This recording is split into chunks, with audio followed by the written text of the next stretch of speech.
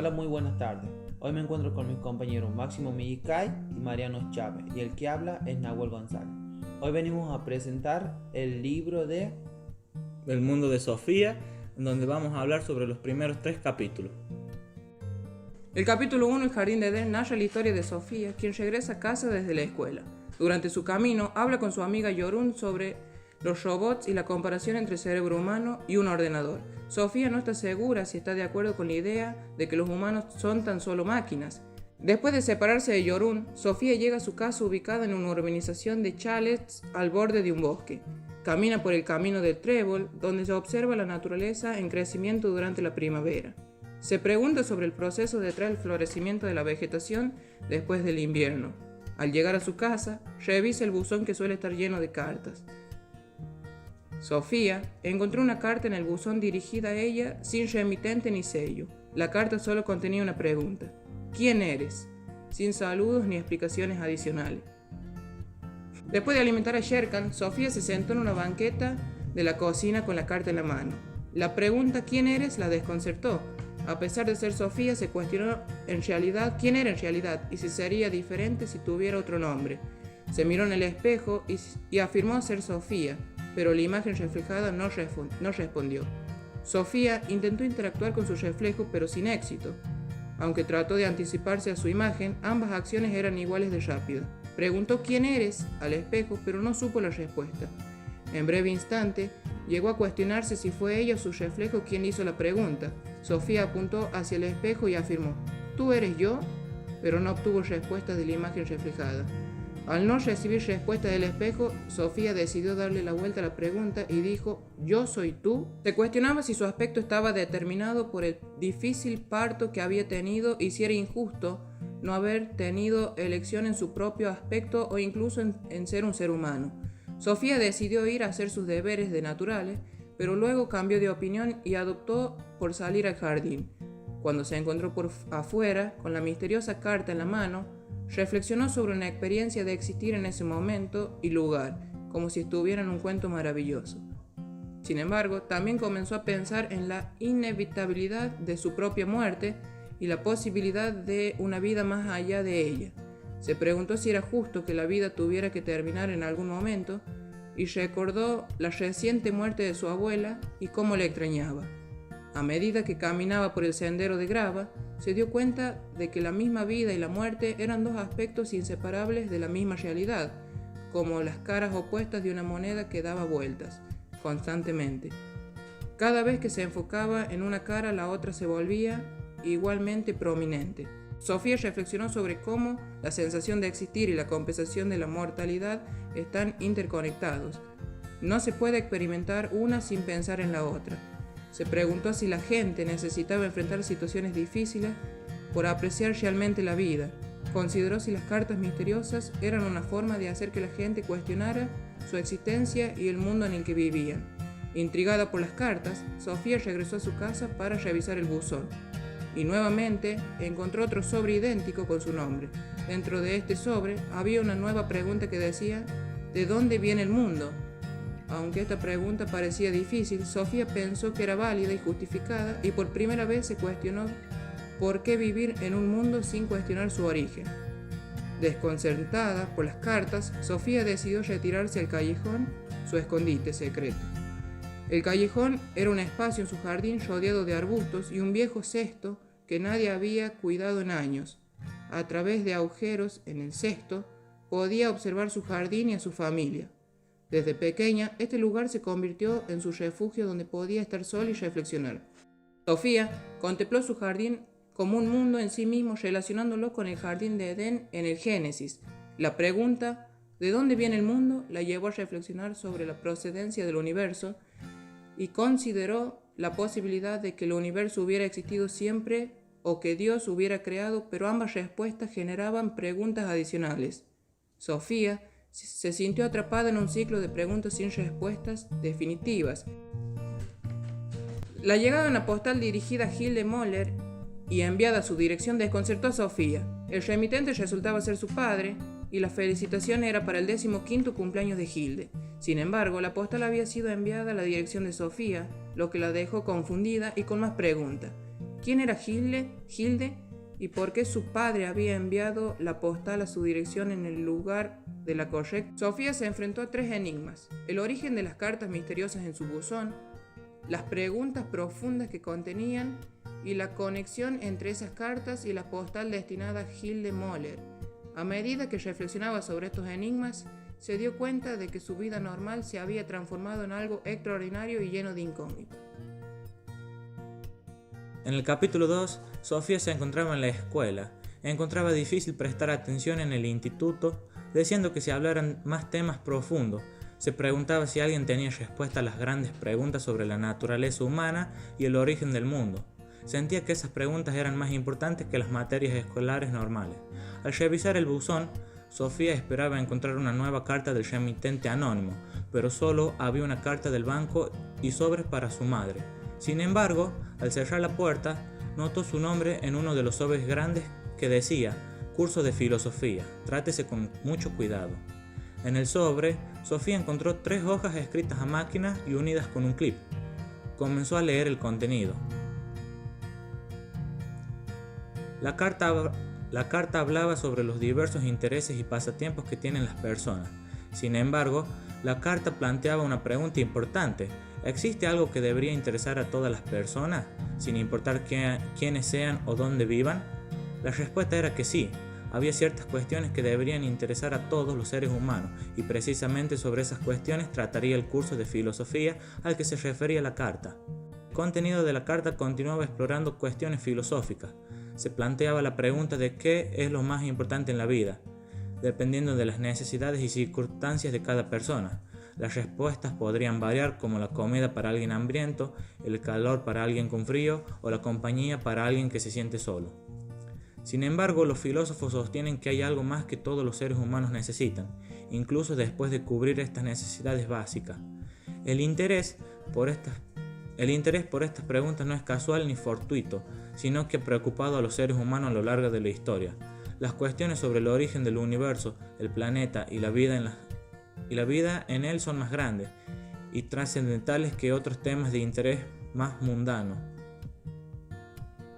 A la capacidad humana de asombro, los seres humanos se preguntaban sobre el mundo y su funcionamiento, y esta curiosidad dio origen a la filosofía. En la carta se destaca que la filosofía se acerca a través de la formulación de preguntas filosóficas como: ¿cómo se creó el mundo? ¿Existe alguna voluntad o intención detrás de los acontecimientos? ¿Hay vida después de la muerte? ¿Cómo podemos resolver estos problemas? ¿Cómo debemos vivir? A lo largo de la historia, todas las culturas han abordado estas preguntas. La filosofía busca la verdad y a menudo se compara con un misterio policíaco. La ciencia ha resuelto muchos enigmas a lo largo del tiempo, pero en la filosofía, aunque una pregunta sea difícil de responder, se cree que se tiene una única respuesta correcta. La carta también menciona que cada persona debe buscar sus propias respuestas a estas preguntas. La filosofía se origina en la capacidad de asombro de los seres humanos y en un deseo de explorar y entender el mundo que los rodea. La carta también menciona que cada persona debe buscar sus propias respuestas a estas preguntas. La carta continúa explicando cómo el asombro humano es el punto de partida para la filosofía. Se compara la curiosidad filosófica con la búsqueda de una solución en un misterio policíaco. Aunque la ciencia ha resuelto muchos enigmas a lo largo del tiempo, la filosofía sigue explorando cuestiones que no pueden ser respondidas con certeza mediante consultas a enciclopedias. La carta también menciona que el ser humano es parte del mundo y de sus misterios, como un conejo blanco que es sacado de un sombrero de copa en un truco de magia. Los filósofos intentan comprender este misterio desde una perspectiva más amplia. Sofía se siente abrumada por la profundidad de las ideas presentadas en las cartas y se cuestiona quién podría estar detrás de ellas. Encuentra otro sobre amarillo en el buzón y se siente la presencia de alguien en el bosque, lo que la llena de intriga y misterio. La carta concluye con la promesa de continuar guiando a Sofía en su viaje filosófico si decide seguir adelante. El texto continúa explorando la idea de la capacidad de asombro y cómo los niños pequeños la tienen naturalmente. A medida que crecen, esta capacidad tiende a disminuir debido a la familiaridad con el mundo y a la adquisición de hábitos. El autor propone que un experimento mental en el que Sofía debe imaginar encontrarse con un marciano en el bosque y considerar la posibilidad de que ella misma sea un ser misterioso.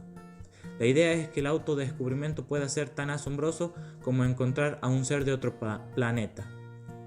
Luego se plantea otro experimento mental, en el que Tomás, un niño de 2 o 3 años, ve a su padre flotando en el techo de la cocina. Tomás reacciona con sorpresa pero también con cierta calma, ya que no ha internalizado las limitaciones habituales de los seres humanos. En contraste, la madre de Tomás reacciona con miedo y sorpresa, debido a su conocimiento y hábito de cómo funcionan las cosas. El autor continúa desafiando a Sofía a cuestionar su propia percepción del mundo y a considerar la posibilidad de que incluso el mundo en sí sea algo asombroso y misterioso. Enfatiza la importancia de mantener viva la capacidad de asombro y cuestionar lo familiar para profundizar en la filosofía. El texto concluye reiterando la importancia de mantener la capacidad de asombro y cuestionamiento en la vida. Se destaca que a medida que las personas crecen, tienden a habituarse al mundo y a perder la capacidad de sorprenderse. Los filósofos son una excepción, ya que siguen manteniendo esa capacidad de asombro a lo largo de sus vidas.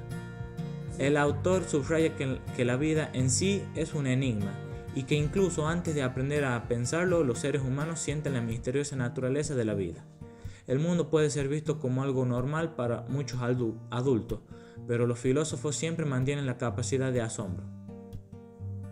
El texto finaliza indicando que Sofía ha comenzado a adentrarse en la piel del conejo, en la rutina de la vida, pero el filósofo la ha rescatado al recordarle la importancia de mantener la capacidad de asombro.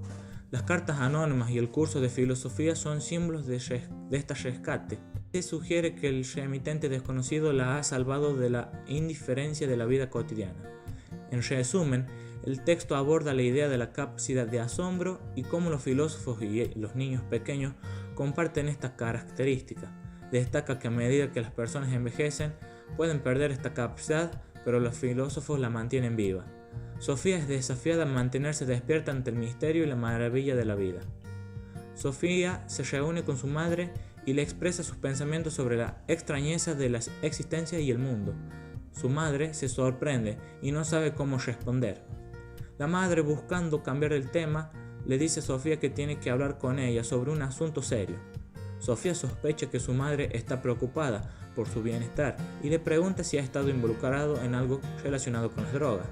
Sofía rechaza completamente esa idea y menciona que las drogas solo atrofian aún más la percepción de la realidad. La conversación termina sin abordar realmente la preocupación de la madre sobre las drogas. El tema del conejo blanco se discute más en ese momento. El texto trata sobre la capacidad de asombro y la filosofía. Sofía recibe cartas anónimas que le llevan a reflexionar sobre la importancia de cuestionar y asombrarse por el mundo. A medida que crecemos, perdemos la capacidad de asombro y nos acomodamos en la rutina. Un filósofo es alguien que mantiene su capacidad de asombro, se plantea preguntas sobre quiénes somos, el mundo, su origen y cómo vivir. El texto desafía a Sofía a pensar más allá de lo cotidiano y cuestionar su percepción del mundo. Capítulo 3. Los mitos. En la mañana siguiente, Sofía no encuentra ninguna carta en el buzón, pero luego recibe una postal de su padre desde México. Posteriormente, encuentra una carta amarilla con su nombre y se dirige al callejón para leerla. En la carta se habla de la filosofía como una forma de pensar nueva que surgió en la antigua Grecia, desafiando las explicaciones religiosas basadas en mitos. Los mitos eran relatos que pretendían explicar aspectos de la vida y el mundo a través de dioses y su acción. Se menciona un ejemplo de mitología nórdica, donde el dios Thor estaba asociado con la lluvia y el martillo que causaba truenos y rayos. También se describe cómo los mitos intentaban explicar la naturaleza y el equilibrio entre fuerzas del bien y del mal. Los trolls, considerados fuerzas del caos, amenazaban el mundo habitual y Thor con su martillo luchaba contra ellos para mantener ese equilibrio. La carta menciona un mito especial sobre Thor y su martillo, donde es disfrazado como novia para recuperar su martillo robado por los trolls. Esto se interpreta como una forma de explicar la lluvia, la fertilidad y otros fenómenos naturales.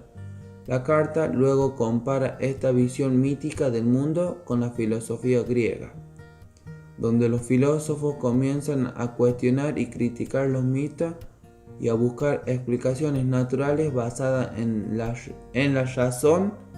Finalmente, se reflexiona sobre cómo los seres humanos necesitan encontrar explicaciones para la naturaleza y los cambios estacionales, y cómo los mitos y rituales podrían haber surgido como respuesta a estas necesidades de ausencia. Sofía se da cuenta de que si no hubiera tenido conocimiento de otras explicaciones, podría haber creído la historia que inventó sobre la primavera.